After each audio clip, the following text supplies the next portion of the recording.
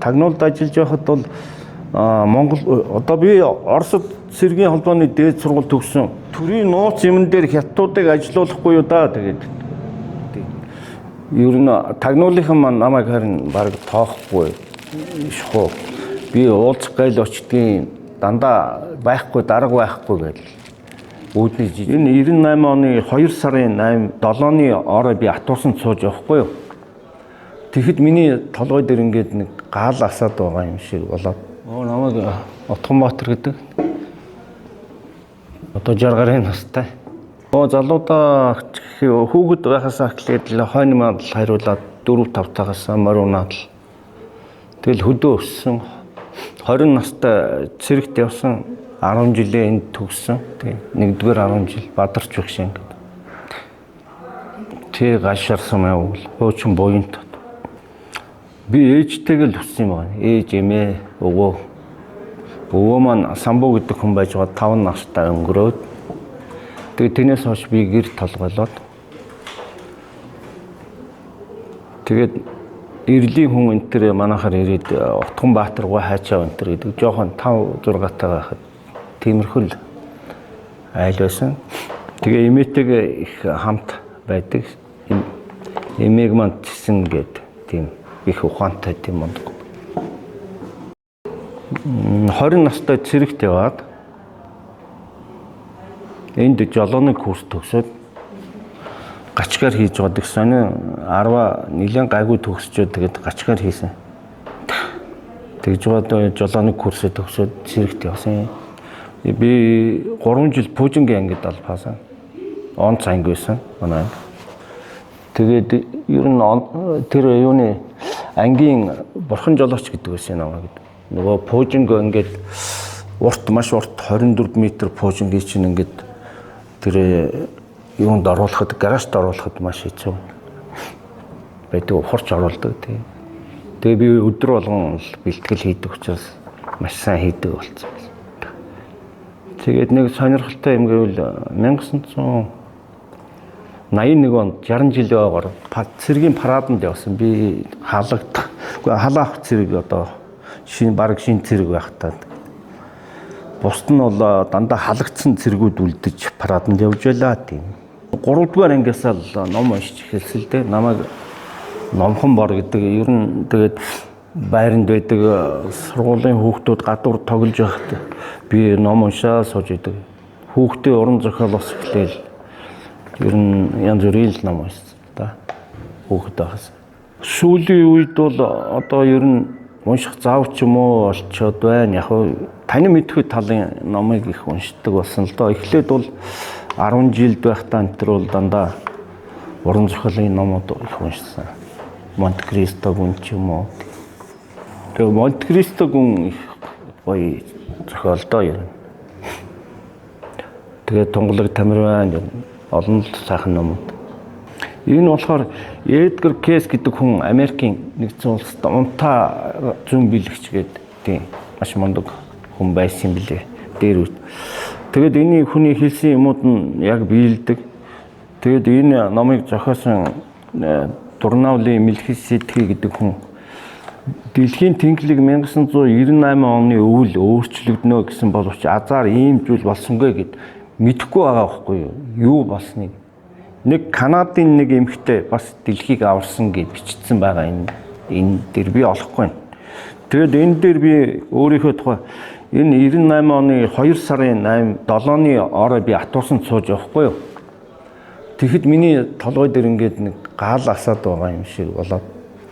Тэгээд нэг атуусан сууж явсан нэг 5-6 настай юм уу гэмээр хүүхэд над руу маш гоё харсан байхгүй. Нэг хайр дүр.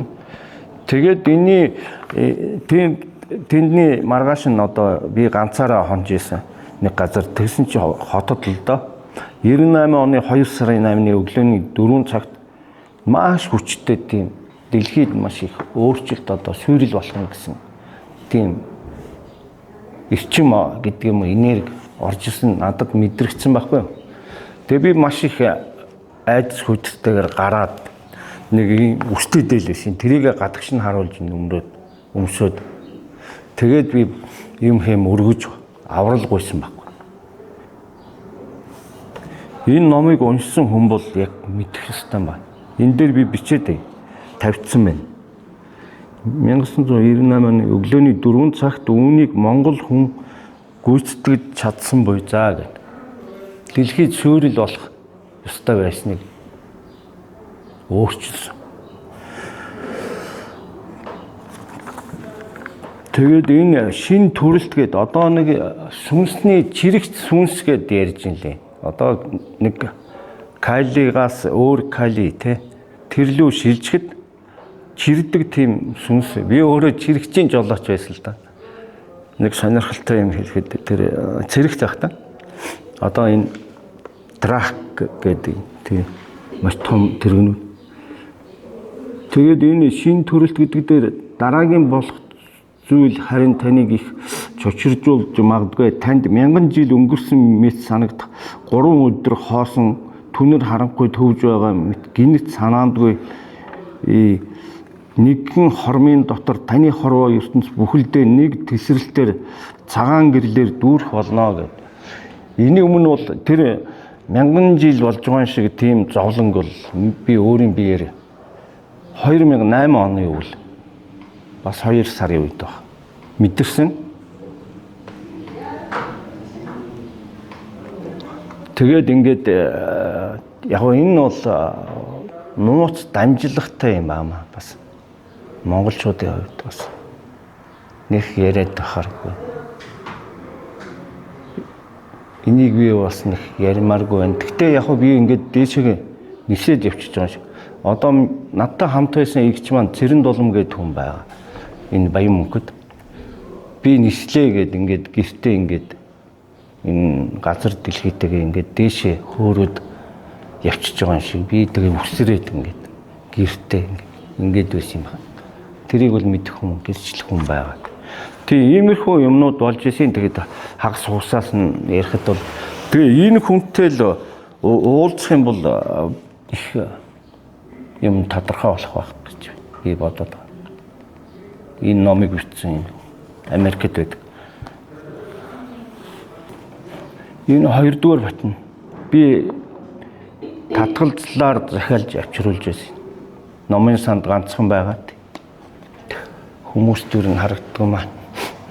Тэгээ яг хүмүүсээс би ер нь хүмүүст нэг нууцаар дэлгээд ингээд яриад байдаг. Анхудаага л яаж яана. Хоёрт гэх юм бол нэг юуг 2004 онд Монгол Эрдэнэтийн их орл гэж болдог хотод.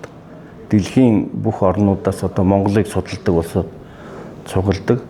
Тэн дээр Ирээрийнхэн нэрмжтэй сургуулийн Москвагийн Борис Вершинин гэдэг хүн би хагас угас ярьж ирсэн. Юу нь юу болсон 2000 тэр 98 оны үеийн тухай. Тэгтээ бол ингэж сайн яриаггүй. Яг нь ер нь тэр хүн бол бас бичлэг хийгээд аваад явсан. Тагнуулд ажиллаж байсан тийм. Тэгээд яг тэр тагнуулд ажиллаж байхад бол Монгол одоо би Оросд цэргийн холбооны дээд сургууль төгссөн. Одоо ил шугам гэж байдаг юм л да. Төрийн ордноос төрийн холбоо хүртэл хоорондох. Энэ дээр бол Америкууд нэг машин зогсоох юм бол тэр хүнийг илчилж одоо хийсэн хүнийг бол шууд сая доллараар ч юм уу шагнадаг гэсэн. Тийм. Гэтэл манайхан бол намайг шар хадан төвтөрсөл байхгүй. Аваачиж.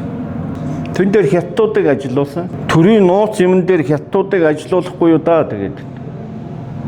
Би дэлгэрүүлж чадахгүй нэ хурцлаа. Тийм. Энэ юм надад л үлддэг гэдэг. Энэ яадаг вэхээр ингээд тойргоор ингээд 6 тойрог зурхад энэ нэг цэцэг гардаг байхгүй юу?